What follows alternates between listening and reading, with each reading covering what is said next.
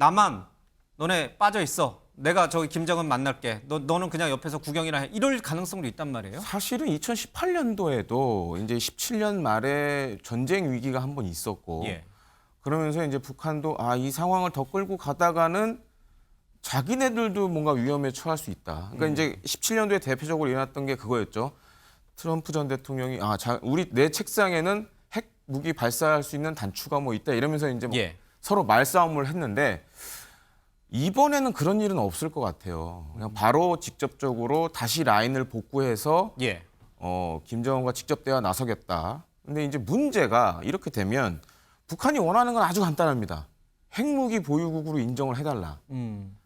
이걸 만약에 빅딜 성격으로 할 수도 있다라는 거죠. IMF에서 최근에 보고서가 하나 나왔는데요. 예. 물론 보고서가 스토리는 별로 안 좋습니다. 어떤 면에서 안 좋냐면 중국과 미국이 이렇게 분절화가 될 경우에는 가장 피해를 보는 나라가 어딜까라고 하면 중국이고요, 당연히. 예. 하지만 두 번째로 피해를 볼 나라가 어딜까 그러면 한국이라는 얘기가 나오고 있습니다. 왜냐하면 중국은 아직도 저희의 거의 제1위 혹은 2위 교역국이고요. 예. 우리나라 반도체 제일 많이 수출하는 나라가 결국 중국입니다. 예. 그러면 왠지 중국이 글로벌 공급망에서 배제되면 우리는 경쟁자 하나 없어지는 거 아니야라는 생각을 하실 수 있지만 동시에 저희는 아주 큰 시장 하나를 잃게 됩니다. 그렇죠. 수출 시장 하나를 잃게 되는 예, 거예요. 그런 측면에서는 우리에게 피해가 굉장히 클 것이 거의 확실하고요.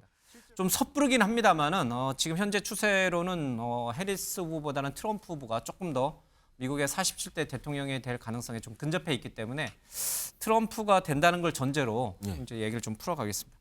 가장 우리에게 직결돼 있는 거는 이 트럼프도 스트롱맨이고 김정은도 스트롱맨이잖아요. 두 사람이 과거 하노이에서 뭐 좀 싸우고 헤어지긴 했습니다만은 다시 또 브라더 하면서 러브레터 주고받고 이럴 가능성이 있다는 거예요. 충분히 가능성이 있습니다. 첫 번째로는 사실 이번 미국 대선의 좀 특징 중에 하나가 대외 정책이 크게 이슈로 떠오르지 못했어요. 이게 국내 문제가 주로 지금 이제 많이 이 대선의 이슈로 등장을 했고 또 한 가지로는 미국이 이라크와 아프간 전쟁을 거치면서 많은 미국인들이 이 전쟁과 관련돼서 이제는 혐오스러워하는 정도로 그러니까 이제 밖에서 일어나는 전쟁에 미국이 개입하는 거에 대해서 굉장히 좀 부정적인 여론이 많습니다. 그리고 또 한 가지로는 이 트럼프 대통령, 전 대통령 같은 경우는 이미 이제 김정은하고 만난 바가 있었죠. 싱가포르, 그다음에 하노이 정상회담을 했지만 결론은 노딜로 끝났고. 다만 이제 이 트럼프 쪽, 특히 외교 안보 라인들이 생각하는 거는 그겁니다. 이제 미국의 트럼프가 다시 재선하게 되면 미국의 적은 하나밖에 없습니다. 중국. 예, 중국밖에 없습니다. 예. 그럼 정리를 해서 좀 죄송합니다. 예, 정리를 해야겠죠. 그러면 이제 지금은 사실 미국의 적이 한 4개 정도 되는데 이란, 북한, 러시아, 중국인데 예. 아무래도 이제 트럼프 대통령이 만약에 재선에 성공한다. 그러면 가장 먼저 끝낼 건 이제 우크라이나 전쟁이고 그러면서 러시아 관계를 다시 정상화할 거고 예. 이란 문제 같은 경우에는 뭐 지금과 비슷하게 이스라엘에게 좀 더 영향력을 줄 겁니다 아마. 그런 입장에서 봤을 때는 북한과 어떤 식으로 됐든 이게 탑다운 방식으로 제가 봤을 때는 그럴 가능성이 가장 높다라고 보는데 예. 또 한 번 정상회담을 이끌어내서 북핵과 관련된 일종의 어느 정도 성과를 얻으려고 노력을 하지 않을까 이렇게 보여지는 상황입니다. 그러면은 우리가 좀 애매해집니다. 뭐 중국 얘기도 하셨습니다만은 이제 중국은 이제 통상 쪽에서 제가 한번 우리 허 교수님에게 다시 여쭤보고 이 정치 외교적인 측면에서 보면 트럼프 대통령이 된다면 사실 다시 재선해서 다시 들어온다고 치면은 예.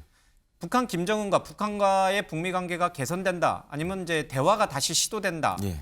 물밑 협상이 시도된다 이런 형국으로 흘러간다면 예. 과연 우리 정부 지금 윤석열 정부의 기본적인 남북 관계 스탠스는 그러면 어떻게 또 바뀌어야 되는 것인가? 지금은 사실 북한과 강대강으로 맞서고 있거든요. 그런데 우리의 동맹국인 우방인 미국이 북한하고 손을 잡겠다 그러면 우리는 그 사이에 끼어 있게 된단 말이에요. 아마 이제 2018년 같은 상황으로 갈 수밖에 없는 거죠.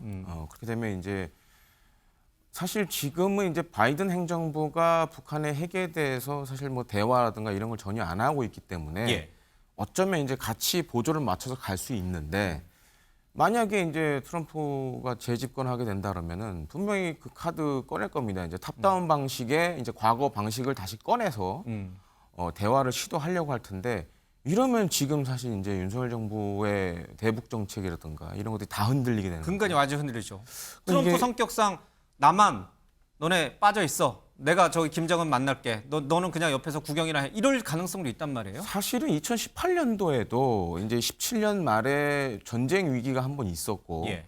그러면서 이제 북한도 이 상황을 더 끌고 가다가는 자기네들도 뭔가 위험에 처할 수 있다. 그러니까 이제 17년도에 대표적으로 일어났던 게 그거였죠. 트럼프 전 대통령이 내 책상에는 핵 무기 발사할 수 있는 단추가 뭐 있다 이러면서 이제 예. 서로 말싸움을 했는데 이번에는 그런 일은 없을 것 같아요. 그냥 바로 직접적으로 다시 라인을 복구해서 예. 김정은과 직접 대화 나서겠다. 근데 이제 문제가 이렇게 되면 북한이 원하는 건 아주 간단합니다. 핵무기 보유국으로 인정을 해달라. 이걸 만약에 빅딜 성격으로 할 수도 있다라는 거죠. 그리고 최근에 이제 몇 달 전에 갑자기 김정은이 우라늄 농축 시설을 갑자기 방문한 적이 있어요. 방문했었죠. 예, 예. 고농축 우라늄 시설을 원심 분리기로 하는 걸 이제 방문한 적이 있는데 저는 그게 사실 메시지가 있다라고 봐요. 어떤 메시지냐? 만약에 트럼프가 집권해서 우리가 이제 탑다운으로 다시 정상회담을 한다. 그럼 우리가 이거를 카드로 내놓을 수 있다라는 메시지를 사실상 미리 던졌거든요. 그리고 지금 뭐 ICBM 발사도 했다라는 예. 거는 우리가 어느 정도는 포기할 테니 미국이 우리를 핵보유국으로 인정해주고 각종 제재 풀어달라. 예. 그럴 가능성이 저는 굉장히 높다라고 보여집니다. 그리고 미국하고 뭐 수교 관계는 아니지만 예. 이제 적인 관계는 청산을 하겠다. 그런 식으로 지금 이제 트럼프 뭐 대통령 재선에 성공한다라면 그런 식으로 또 어프로치를 한번 해볼 수 있는 거죠. 지금 트럼프가 대통령이 되는 거를 가장 경계하고 두려워하는 거는 우크라이나 젤렌스키 대통령 같아요. 그렇죠. 네. 푸틴 러시아 대통령에 전화해가지고 트럼프가 이제 공언을 했어요. 전쟁 멈춰, 끝내. 그러면은 푸틴이 그래, 알았어, 끝낼게. 이렇게 할 수 있다라고 트럼프 후보는 얘기했어요.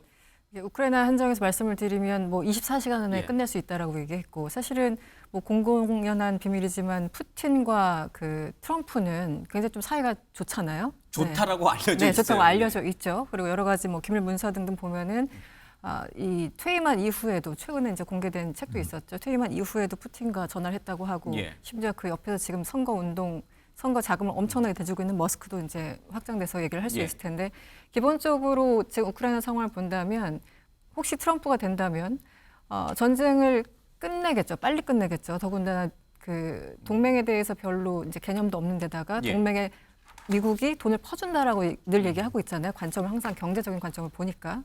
그래서 젤렌스키 입장에서 굉장히 안 좋은 상태에서 푸틴 입장에서는 역으로 굉장히 좋은 상태에서 전쟁이 끝날 것이라는 어떤 전망, 우려 섞인 전망들이 나오는 게 또 사실이고요. 북한 문제 조금 그 말씀을 좀 드리면 이제 사실은 2018년도에 싱가포르, 2019년 이제 하노이 예. 흐름이 있었는데 어쨌든 2019년도에 김정은과 만나고 있었지만 하노이에서 밤에는 저 건너에 있는 그 하원에서 진행 중인 청문회를 시청하면서 뭐 잠도 안 잤다는 거 아닙니까? 그래서 신경은 그 워싱턴에 가 있었고 이제 김정은과는 겨우 뭐 대화를 좀 하는 둥 마는 둥 그리고 이제 옆에 존 볼튼이라는 또 나름의 회방꾼이 또 역할을 했죠. 그래서 그 딜이 깨졌는데 만약에 이제 트럼프가 되면은 북미 정상회담 한 번 더 하겠지, 이제 한 4번째 만나겠지라고 예. 이제 전망하시는 분들이 좀 있어요. 그런데 문제는 이것을 정말 진지하게 다룰 것인가, 아니면 저번처럼 그냥 카메라 프레쉬를 받기 위해서 이벤트성으로 또 만들 할 것인가. 것인가. 예, 그게 굉장히 좀 관건이라고 보고요. 저는 트럼프가 어쨌든 이제 재선이 만약 된다면은 이제 마지막이잖아요. 뭐 더 나갈 일은 없으니까. 예. 그래서 뭔가 정말 성과를 이루고 싶다면 그 존 볼튼에 대한 어떤 분노를 뭐 이렇게 약간 표출하는 그런 정치적 맥락도 있을 테고 다시 김정은과 만나서 뭔가 풀어갈 가능성이 있는데 문제는 이미 하노이 때 한번 처참하게 깨져서 김정은 완전히 그 체면이 상했잖아요. 60시간 기차 타고 갔었는데. 그래서 이번에는 굉장히 그 진입 장벽이 높습니다. 그러니까 전제 조건이 굉장히 높아질 거고 대화를 열기까지가 상당히 힘들 겁니다. 그래서 거기서부터 시작을 해서 예. 서로 주고받기를 할 텐데 비핵화로 끝날지 뭐 완전히 뭐 일종의 핵 보역으로 인정할지 이런 디테일들은 좀 이제 나중에 문제고요. 네, 2가지 갈래가 있을 것 같습니다. 예, 네. 미 대선을 앞두고 이제 우리 국내 언론도 많은 이제 예측 보도를 했습니다. 뭐 정치 외교 분야에서 또 통상 경제 분야에서 여러 가지 예측을 했는데 공통점은 차라리 해리스 후보가 좀 안정적이다, 예측 가능하고 지금 현재 시스템, 정치 경제 시스템이나 국제 외교 통상 시스템을 어느 정도 유지해가는 쪽으로 가니까. 그러나 트럼프가 집권을 다시 하게 될 경우에는 굉장히 막 혼란스럽고 예측이 불가능하고 어디로 튈지 모른다, 이런 이제 비관적인 전망이 많았던 점, 그런 것들을 이제 공통적으로 지적했어요. 근데 또 다른 한편에서는 우리가 한번 겪어봤잖아, 충분히 우리 예견할 수 있어, 또 이렇게 생각하시는 분들도 있어요.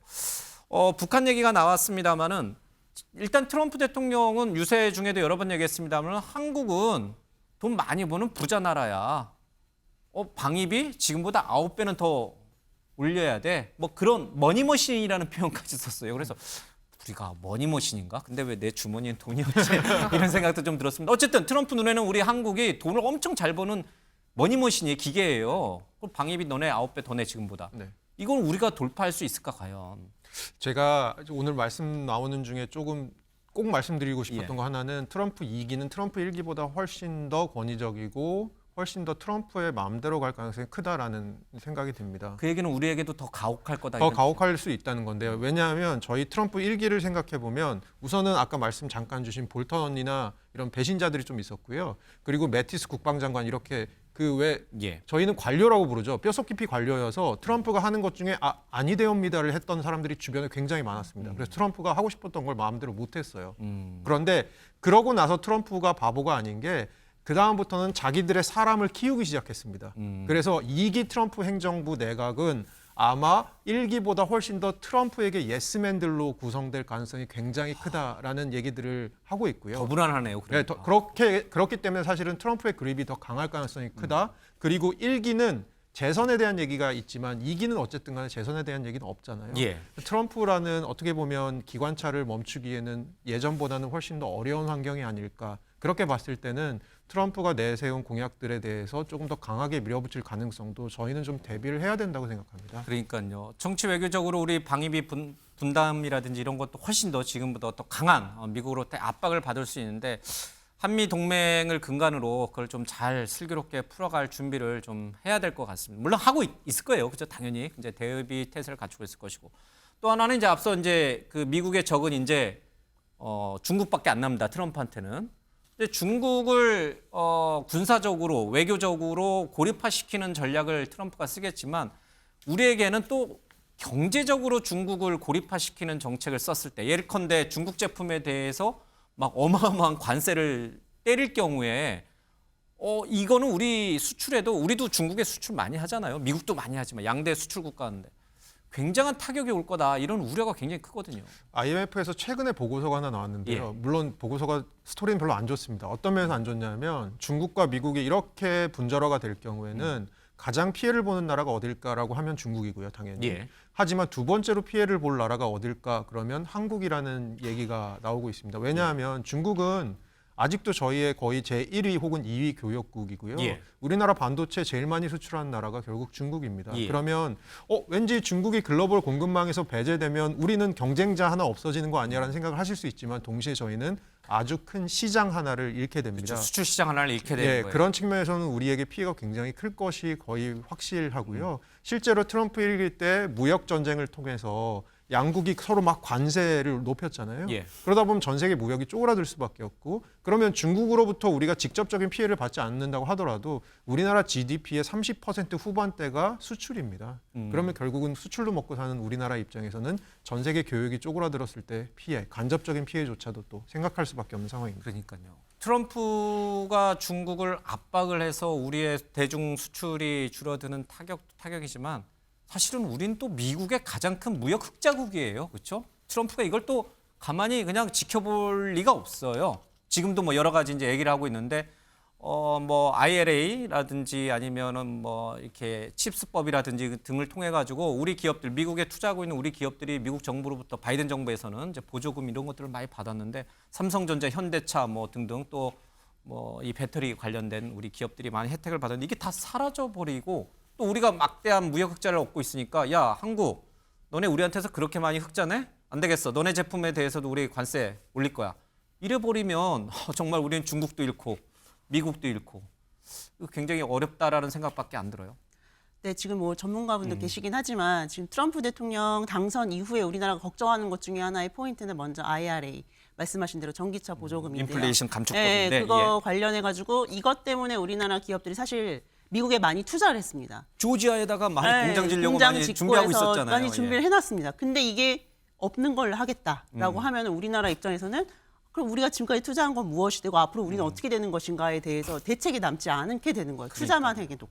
두 번째 이제 문제가 되는 거는 트럼프 대통령이 이제 모든 수입품에 대해서 이제 일괄적으로 10% 관세를 매기겠다라고 예. 했는데 이거는 사실 우리나라도 마찬가지 대상이 되는 거예요. 그럼 이제 맞아요. 우리나라는 안 그래도 뭐 가격 경쟁력에서 사실 엄청나게 낮은 나라는 아닌데 우리가 과연 어떤 식으로 수출을 할 수 있을 것인가에 대한 문제도 남게 됩니다. 이런 부분에 대해서 사실 우리가 고민을 해야 될 지점이 아직 남아 있게 되는 거죠. 그러니까요. 유럽 연합뿐만 아니라 전 세계 모든 경제 전문가들이 트럼프의 재집권은 세계 경제의 재앙이 될 것이다. 이렇게 말하는 데는 다 나름의 이유가 있는 거예요. 그렇죠? 네, 맞습니다. 그리고 사실은 사실은 그 해리스가 당선이 된다고 하더라도 지금 미국이 재정 적자가 굉장히 심하잖아요. 예. 여기에 대해서 구체적인 감축 플랜은 사실 없습니다. 다만 트럼프 2기가 되었을 때 미국의 재정 적자를 누적하는 그 폭이 훨씬 더 빠를 것이다라는 걱정이 있거든요. 그럼 결국은 미국 국채가 시장에 많이 풀리게 되고 왜냐하면 재정 적자를 메꿔야 되니까 그러니까요. 국채를 많이 풀게 되고 그럼 국채 금리는 어쨌든 올라갈 수밖에 없고 그러면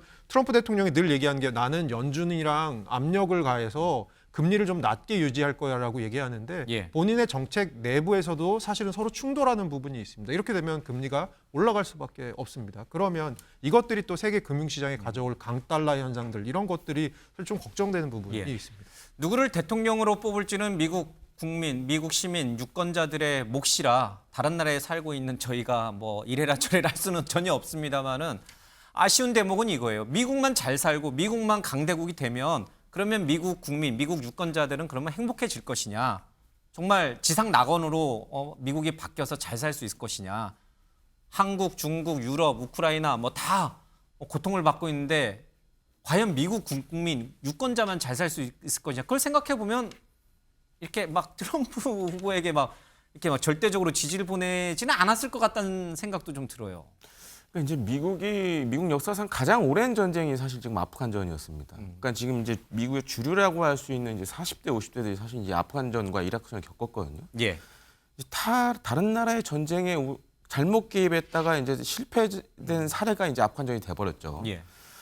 그러다 보니까 많은 그런 사람들이 지금 트럼프 전 대통령을 지지를 하고 있고, 저는 사실 가장 우려되는 건 이겁니다. 이제 이렇게 방위비 분담금 가지고 뭐 이건 우리나라뿐만 아니라 이제 나토 회원국들도 대상이 될 수 맞아요. 있는데, 이런 나라들한테 계속적으로 이렇게 압박을 하다 보면 결국에는 이제 각자 도생이라는 길로 갈 수밖에 없어요. 동맹이 깨지는 거죠. 네. 그리고 심지어 이제 트럼프 전 대통령 시절을 봐도 나토 회원국들 정상회담 보면 거기서 왕따를 당했던 모습도 나왔었어요, 심지어. 그 정도로 지금 이제 어떻게 보면 이제 전통적인 미국의 동맹국들이 잘못하면 분열될 수도 있다라는 예. 그런 상황도 우려되고, 그다음에 이제 또 한 가지로 걱정이 되는 건 지금 이제 나토 회원국들 같은 경우에 GDP 대비 2% 이상씩 국방비 써라라고 그동안 계속 얘기를 해왔거든요. 예. 근데 이게 뭐 민주당의 집권이냐 공화당의 집권에 따라 좀 차이는 있었습니다. 그러니까 온건하게 얘기를 하느냐, 강하게 얘기를 하느냐 이 차이가 있었는데, 아마 이제 트럼프 대통령이 다시 재선에 성공한다 그러면 방위비 분담금을 많이 내는 동맹국을 위주로 만날 가능성이 굉장히 높아요. 그걸 자기 성과로 내세우면서. 예. 그러면 이제 우리 입장에서도 지금보다는 훨씬 많은 돈을 방위비 분담금에 내야 될 수밖에 없고, 또 한 예. 가지로는 이제 트럼프 집권 시절을 봤을 때는 방위비 분담금도 있었지만 자국산, 특히 이제 미국이 만드는 무기를 많이 사라. 예. 라는 것도, 왜냐하면 자신이 이제 경제적 성과를 뭔가 세워야 되기 때문에 예. 이런 행동들을 많이 해왔거든요. 그러면 지금 이제 우리가 K 방산이 요즘 전 세계적으로 주목받는데, 만약에 저 미 정부를 앞세워서 자국 무기 판매에 나서기 시작하면 이것도 우리 K 방산에 그렇게 좋은 영향을 미칠 수는 없습니다. 그래서 이런 것들이 좀 걱정이 되긴 합니다. 그러니까요. 지금 이게 트럼프 후보가 지금 경합주 7곳에서 모두 앞서가니까 우리가 이제 트럼프 대통령이 되는 걸 전제로 여러 가지 얘기를 하고 있는데, 좋은 얘기는 지금 다 안 나오고 되게 걱정만 많이 이렇게 지금 시청자 여러분들께 들려드리고 있습니다.